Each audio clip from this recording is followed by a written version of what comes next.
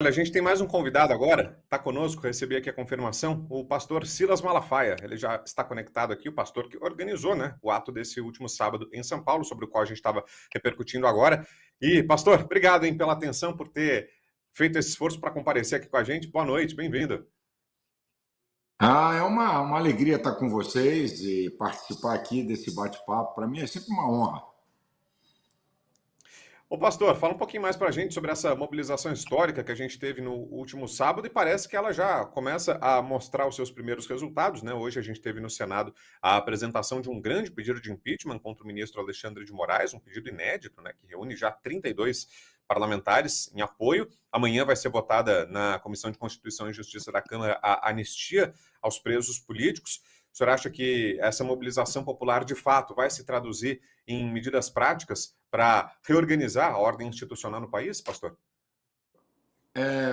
Nenhum lugar do mundo um sistema ditatorial é derrubado da noite para o dia. Nenhum lugar do mundo. Eu vi agora a fala muito sábia, muito bem colocada, que é uma maratona. Eu digo uma coisa similar. É uma construção tijolo por tijolo. Você não derruba sistemas, regimes ditatoriais com uma manifestação. Tudo isso contribui para a construção de consciência de um povo, porque é o que todo mundo sabe, já sei que vocês falam, está lá no artigo 1º, parágrafo único da Constituição, o povo é o supremo poder. Quando o povo tem consciência e vem para a rua e vem para fora, não tem Supremo Tribunal Federal, não tem Congresso Nacional, não tem poder executivo, todos se dobram. É só lembrar a vocês o que aconteceu em 2013. Por causa de 20 centavos da passagem em São Paulo, o Brasil parou. 20 centavos de passagem. Então nós temos que construir essa consciência que a liberdade de todos nós e das gerações futuras estão em jogo agora. Se esse cara, esse ditador da toga, continuar com essa saga louca de perseguição política, como eu disse lá, de rasgar vários artigos da Constituição, e o artigo 102, o caput do artigo 102 da Constituição, é função primeira do Supremo Tribunal Federal, guardar a Constituição. Isso é zelar pela Constituição. Quando um ministro rasga a Constituição, como é que fica? E eu disse e repito aqui, quem prega fechamento de Supremo Tribunal Federal é esquerda, é Damus, é José Dirceu. Nós não. Nós queremos um Supremo Tribunal forte. Agora, Supremo Tribunal Federal não é confraria de amigos para proteger amigo criminoso. Essa que é a questão. Então, as manifestações foram gigantes, certo? Foram gigantes e é mais um marco, mais um tijolo nessa construção em favor da liberdade, da garantia da liberdade que está na cláusula pétrea, artigo 5º, inciso 4 da Constituição. Essa que é a verdade. Tiago, tem pergunta para o pastor Silas? Não, pastor, parabéns aí pelo seu discurso na Paulista, né? Eu, assim, vou falar como público, não como parlamentar, colega do seu irmão Samuel Malafaia, que é deputado estadual, que é um cara que eu tenho uma ótima relação dentro da casa. A primeira vez que eu voltei, que a gente voltou aí nas manifestações, eu fui lá, né? Fui lá no trio do senhor, cumprimentei o senhor, cheguei na Alerj e falei, cara, seu irmão é louco. Eu fiquei morrendo de medo da gente sair de lá preso. E assim, era essa a sensação do público. A gente tinha medo, né, do que estava acontecendo. Era um reflexo do 8 de janeiro, correto? E as coisas foram aumentando, assim. Então, como para você é mais importante ter 45 a 50 mil pessoas, de fato, entendendo o propósito da manifestação, ou se porque é mais gente, mas assim, muita gente perdida, com medo ainda com o negócio, ou ter um público mais engajado com, de fato, o que era a manifestação e com o seu discurso, que, diga-se de passagem, tem que ter muita coragem para falar ali, porque você não é qualquer um, a gente sabe o tamanho da sua liderança, mas eu falo, se sou eu ali, eu já ia esperar a algema entrar no meu pulso. Então, é bom você encorajar, porque é um processo que vem aos poucos, a pessoa entender esse processo e que não é do dia para a noite. Querido, deixa eu dizer para você, é um prazer estar falando com você aqui. Eu vou dizer para vocês, em primeiro lugar, qual é a diferença do medroso para o corajoso. Ambos têm medo. Então, qual é a diferença? É que o medroso é controlado pelo medo e o corajoso enfrenta o medo e resiste o medo. Dizer que eu não tenho medo, isso é vaidade, imbecil. Claro, medo eu tenho. O cara rasga a Constituição, faz o que quer, pode mandar me prender, certo? Então, dizer que eu não tenho medo, eu não vim aqui dar uma de idiota pra gente e pessoas inteligentes. Medo eu tenho, só que eu tenho coragem. E a coragem é que faz a resistência ao medo e o domínio do medo. Eu acredito que a consciência... Gente, para pensar. Eu fiquei vendo lá. Gente, é um negócio assim de louco. Eu desci, ou melhor, antes de eu subir, eu fui na grade, certo? Apertar a mão do pessoal. Meu irmão, aquele som é uma loucura, é ensurdecedor aquele som. Senhoras, homens, debaixo de um calor. Cara, isso tem que ser respeitado. Quer dizer que o bacana e o gostosão sou eu que estou com o microfone na mão? Cara, eu fiquei admirado. Rapaz, aquele povo apinhado, calor, gente passa mal, gente desmaia. Aquela muvuca de gente colada, suada, 3 horas em pé. Isso não é brincadeira. Isso é consciência. Sabe? Eu fico vendo o seguinte, não, que ninguém para um evento daquele, tinha show de cantor famoso? Tinha algum artista famoso que ia se apresentar? Não. Discursos em favor da liberdade do Estado Democrático de Direito e contra um ditador. Então eu acho que o povo brasileiro está tomando consciência e posicionamento. E vou dizer uma coisa para vocês, que talvez vocês não percebam ou não saibam, eu quero informar. Eu entendo um pouquinho de mundo evangélico. Eu entendo. Os pastores evangélicos, durante muito tempo, a geração passada, não é a minha geração, eles pregavam para o povo o seguinte, o mundo não tem nada para nós. Era o céu e vida santa, como se nós não fôssemos seres sociais.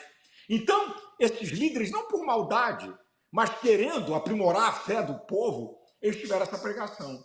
Então, o povo evangélico ficou um tempão alienado da vida política. Ali naquela manifestação, eu garanto para vocês que tinha entre 30% a 40% de evangélicos.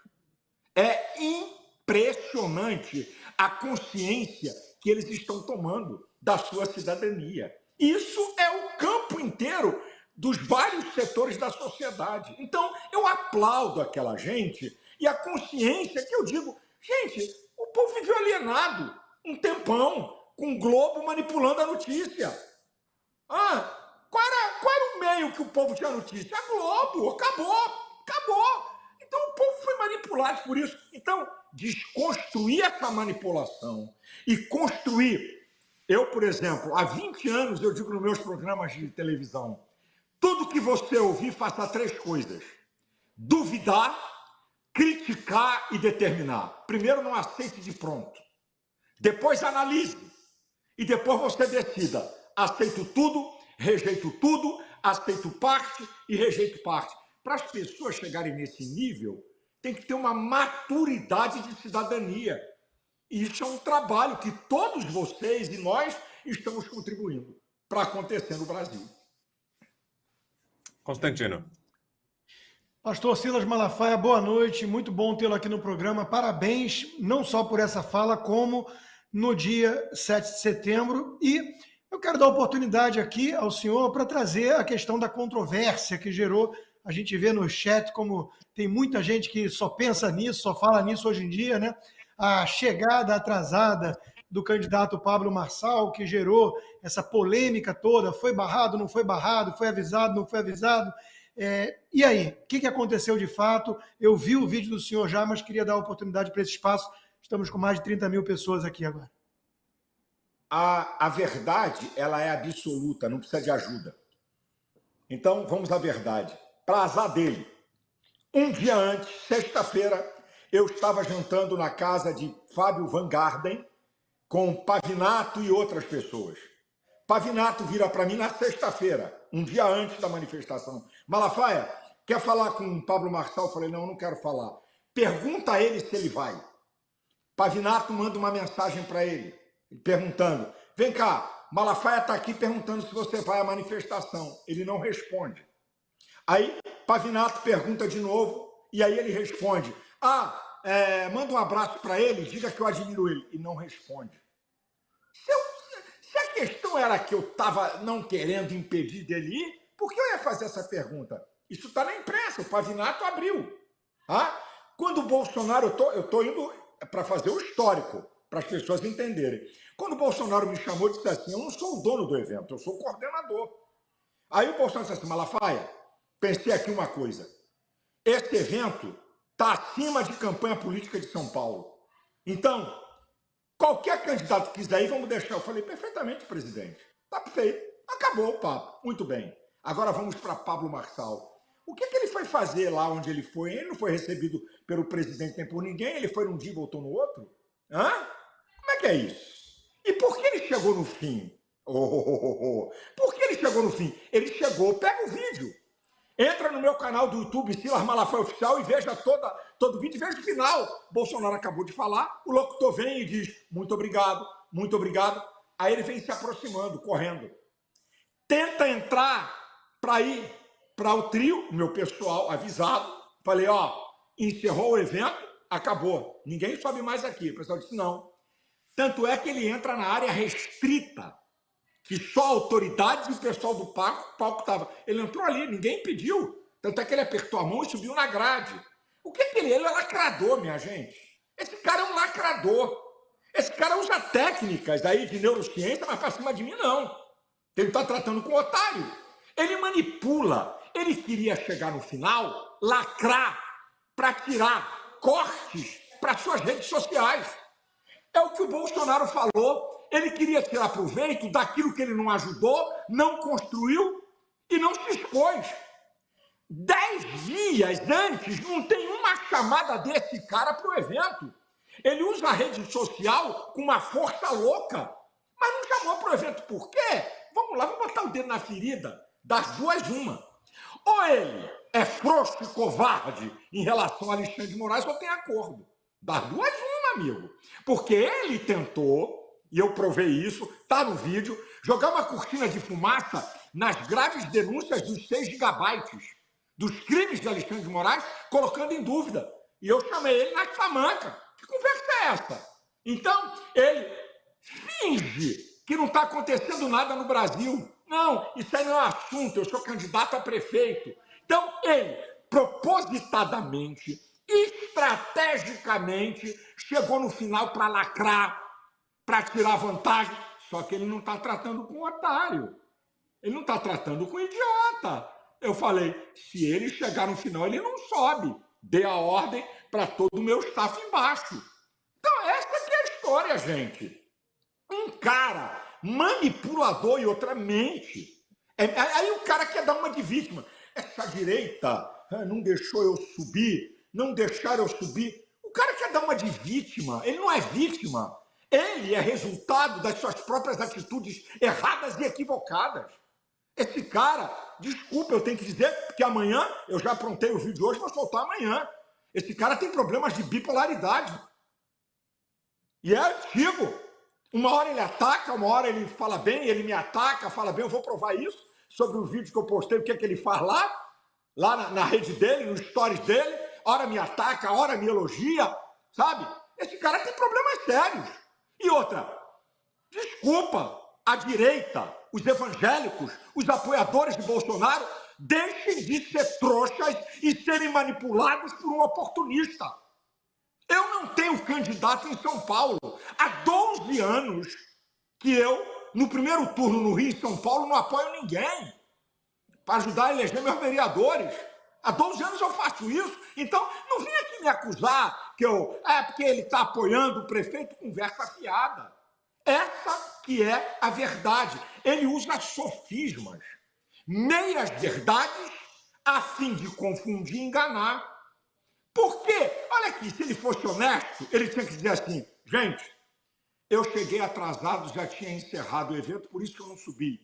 Valeu, muito obrigado. Eu não estava falando isso aqui, eu não estava gravando vídeo contra ele. Então ele é o responsável de tudo isso, para tentar tirar proveito. Só isso e mais nada. Ô pastor, e aproveitando um pouco da presença do senhor aqui, todo o bom trânsito político que o senhor tem, que mensagem o senhor daria a quem está nos acompanhando e está esperançoso que vão avançar essas pautas, como o impeachment do ministro Alexandre de Moraes, o projeto da anistia? O senhor sente que, de fato, tem uma mudança de ambiente político, talvez um enfraquecimento do autoritarismo do Supremo Tribunal Federal, não do autoritarismo, da vontade de autoritarismo, mas da força política do Supremo? Qual a leitura do senhor? Olha, as festas vão se juntando. Esse cara, esse ditador da toga, tem dobrado a aposta. Olha o que esse cara faz. Esse cara vai mexer com um tal de Musk, um bobinho, sabe? Que tem 53% dos satélites do mundo e que fornece tecnologia para as Forças Armadas Americanas. Ele mexeu em casa de marimbondo, amigão. Ele está mexendo onde ele não podia. Esse cara é alucinado. Esses 6 megabytes, 6 megabytes de conversas, só nisso aí é para ele ganhar um impeachment. Está amadurecendo sim. Está aí Constantino, que é uma prova da arbitrariedade desse cara. Jornalistas exilados. Isso é uma vergonha. Isso é um absurdo que nós estamos assistindo no Brasil. Eu vou ficar calado? Eu vou ficar com medo? Então eu acredito, vou repetir o que falei no início. É uma construção. Vamos ter paciência, vamos ter resistência e que Constantino falou, e resiliência. Resiliente é aquele que é preparado para vencer obstáculos, que não desiste, que enfrenta as situações adversas. Nós vamos chegar lá. Amanhã ou depois da manhã, mais um dia, mais um mês, mais um tempo, a casa de Alexandre de Moraes vai cair. Anotem o que eu estou dizendo.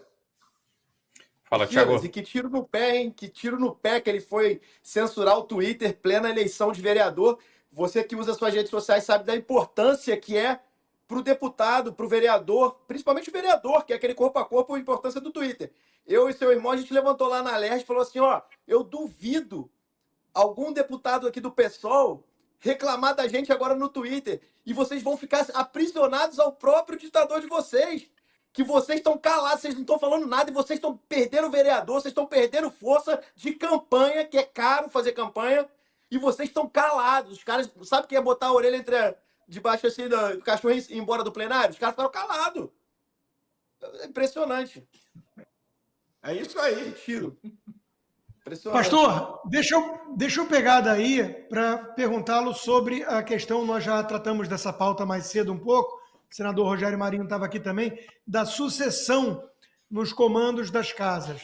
Como é que o senhor está enxergando isso? Dá para colocar alguém um pouquinho mais alinhado com o espírito público, com a liberdade, ou vamos ficar sempre na mão dessa turma fisiológica, na melhor das opções, ou cúmplice do ditador nas piores? Eu primeiro lamento de ter que dizer aqui que nós temos grande parte da direita, uma direita vagabunda que se vende por cargos e por interesses econômicos. Porque se nós tivéssemos uma direita verdadeira, amigo, essa turma dançava. Então, temos maioria? Temos. Mas uma direita, dá lá grana. Uma direita de cargo público. Então, lamento. O que eu acho é o seguinte, no Senado, não vamos ter saída. Vai vir aí Davi Alcolumbre. Nós não temos maioria. Agora, o que eu estou dizendo para Bolsonaro? Dizendo, Bolsonaro, por favor, vamos ser estrategistas. Nós podemos tentar eleger 27 senadores dos 54. Se a gente eleger 27 senadores, tem maioria. Temos maioria para eleger o presidente do Senado, temos maioria para pautar impeachment. Não para impeachment, porque é 51, é 2/3. Mas, meu amigo, juntando a pressão popular, falei, vamos ser estratégicos, vamos levantar um mapa. Quem são os traíras? Quem é a direita vagabunda? Quem é que nós vamos apoiar? Sabe? Vamos juntar força. Na Câmara já é mais fácil, já é um pouco, não solucionar direito, Constantino, mas dá para botar alguém um pouco mais moderado que não seja totalmente de Lula. Dá. Se tiver boa vontade, dá. E isso o Bolsonaro tem que participar, por causa da bancada do PL. Mas dá. Não dá a solução final, mas dá para a gente arrumar um cara que não esteja totalmente comprometido com esse sistema. É o que eu penso. E na eleição municipal, pastor, qual a expectativa do senhor? Amigo, São Paulo é uma incógnita, certo? O Rio de Janeiro, eu acho que vai dar Eduardo Paes, né? Pela sequência das pesquisas que apontam, né? O Eduardo Paes. É o que eu acho. Eu tenho que ser honesto aqui. A verdade é a verdade. Não tem nada contra a ramagem, um cara direito e tal, mas eu estou falando aqui a verdade. Pelo que eu observo, tudo me parece. Como política é dinâmica, né? Da noite para o dia mudar tudo com fatos, eu estou dizendo o que é que eu acho. Minha percepção, que eu posso estar errado. São Paulo está muito indefinido e o Rio de Janeiro tem mais uma tendência para Eduardo Paes. Essa é o que eu vejo a nível de Rio e de São Paulo. Não, até sobre a eleição municipal, eu queria até saber primeiro a opinião do Silas, né, que é um cara que tem uma experiência gigantesca na política, e uma pergunta, que é assim, eu, Silas, sou um político muito de rede social, né, vim também nessa geração, não a geração traíra, que a gente se envergonha, mas a geração fiel do Bolsonaro de 2022. E eu também, obviamente, aqui no Rio, tive um impacto muito grande com esses cortes de Pablo Marçal, todo esse salseiro que ele vem fazendo e falando exatamente o que o Bolsonaro falou em 2018, o que o Bolsonaro usou em 2022. Uma preocupação muito grande do povo de São Paulo é a volta do Boulos. E a minha preocupação ficou maior ainda depois que eu fui na Paulista, né? E não tinha ninguém fazendo campanha para o Nunes. Não teve. O Nunes que teve uma oportunidade de estar do lado do presidente Bolsonaro, que ele já tem, né, o apoio, o aval do partido. Na hora do discurso, o cara vai embora. O cara também não se ajuda nem para ganhar o apoio e merecer fazer jus ao apoio do nosso Bolsonaro. Eu tô com o presidente até o final. O que ele falar, tá falado. Quem ele mandar apoiar, a gente vai apoiar. Só que me preocupa muito ver essa impopularidade do Nunes, né? A gente saiu de lá muito assustado. E aí, quando o Pablo chegou naquele salseiro todo, até passou por mim naquela hora que ele foi lá, realmente, você está completamente certo, já tinha acabado a manifestação, ele sim foi barrado, mas já tinha acabado, de fato, a manifestação. E a curiosidade da galera lá na Paulista, que eu andei a Paulista 8 km, não fui nem no trio, de tanto que eu andava para entender o que estava acontecendo, para conversar, era assim, o que será que ele vai falar no trio? Será que ele vai falar, vai botar o dedo na ferida do STF? Então a gente também, né, do público em geral, ficou sem entender o que esse cara ia falar. Eu te pergunto, se ele chegasse antes, você deixaria ele falar? Você daria o microfone para ele falar? Querido, é proibido candidaturas a falarem em comícios, em eventos, só em comícios dele. Nenhum candidato iria falar, mesmo que fosse liberado pela lei eleitoral, nenhum candidato falaria, porque o evento não é para promoção de candidaturas. Então, ele não ia falar, como o prefeito não falou, como a menina do Novo, se até que o nome me desculpe, não ia falar e não falou, e estava lá. Então, a lei eleitoral não autoriza a falar, certo? Agora, deixa eu dizer uma coisa aqui que eu falei no vídeo, para chamar a atenção. O pessoal da direita assim, pastor, o senhor está batendo no Pablo Marçal, o senhor vai acabar ajudando o Boulos. Deixa eu explicar uma coisa aqui para vocês. Nós temos o mesmo caráter de Lula e do PT? Lula e o PT eram arqui-inimigos de Alexandre de Moraes e Alexandre de Moraes deles. Quando Alexandre de Moraes começou a perseguir Bolsonaro, virou amiguinho. Quer dizer, então, que nossos princípios, que estão fundamentados em crenças, valores e caráter, vamos jogar na lata do lixo? Quer dizer que se um cara da direita é mentiroso, manipulador, fala meias verdades, mas porque podemos fazer com que um outro da esquerda vença, nós vamos nos calar? Então nós temos o mesmo caráter da turma da esquerda? Meu amigo, eu não estou aqui para eu venci Pablo Marçal ou Pablo Marçal venceu Malafaia.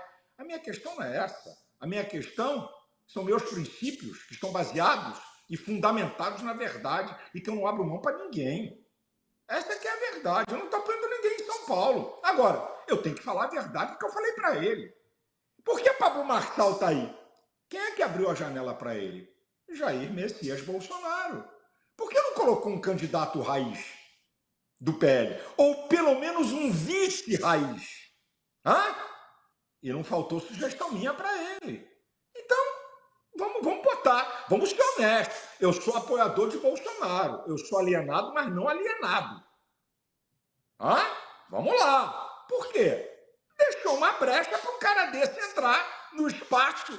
Aquilo que Bolsonaro foi em 2018 antissistema, o Pablo se apossou disso, só que com muita esperteza, de neurociência, de saber usar redes sociais, que ele é muito preparado para essa brincadeira, entendeu?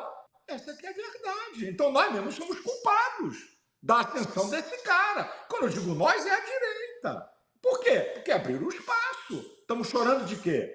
Agora eu não vou me calar, porque esse cara, se eu atacar ele, aí o Boulos pode vencer. Isso não é problema meu. Meu problema são meus princípios, que eu não abro mão para ninguém. Fala, Constantino. E uma questão também de prazo, né? Para a direita associar sua imagem a alguém que pode, por acaso, ser um picareta, digamos assim, é algo que lá na frente pode causar um baita estrago. Então isso tem que ser levado em conta. A pessoa de caráter é a pessoa que olha para princípios eternos e não para aqui e agora. O Salles, que era quem devia estar disputando pela direita, com o apoio do Bolsonaro, já colocou aqui uma vez, né? Eu prefiro perder com dignidade do que ganhar me curvando e me transformando em alguma outra coisa. Pastor, uma pergunta importante, na minha opinião. Pesquisas recentes apontam um cenário bem periclitante, bem desagradável, graças a Deus, na minha opinião, para Kamala Harris aqui nos Estados Unidos. Ela é uma radical, quem não conhece direito, às vezes vai se enganar com a imagem da imprensa. É uma Dilma americana? O Trump tem uma boa chance de retornar à Casa Branca.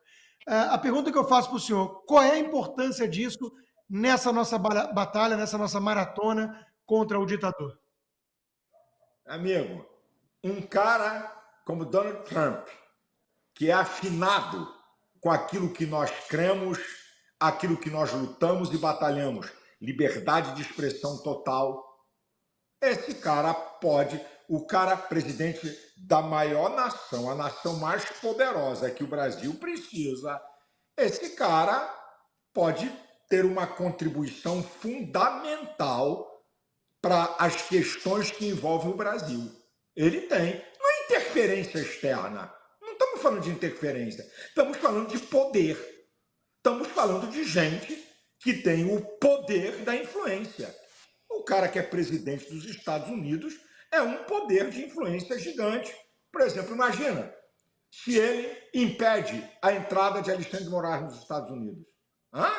Já parou para pensar que vergonha? Uma besteirinha só. Só uma bobagemzinha dessa, tá? Imagina sanções contra o Brasil por causa da falta de transparência nas eleições e a suspensão de direitos. Já parou para pensar o que é isso para a nossa economia, para a imagem do nosso país no exterior? Então, esse cara pode ser um vetor e um fator para travar o que está em curso no Brasil.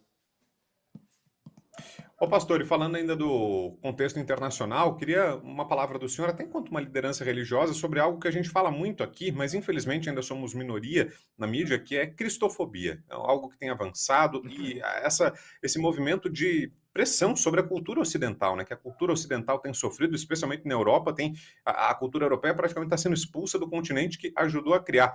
Queria ouvi-lo sobre isso e o impacto disso no campo do senhor, que é a religião. Já se sente isso, pastor? Deixa eu dizer uma coisa para você. A Europa rejeitou o cristianismo. Rejeitaram impedimento de pregação, impedimento de distribuição de material didático. Aí agora recebe o islamismo. Agora vamos fazer aqui uma conta, meus amigos.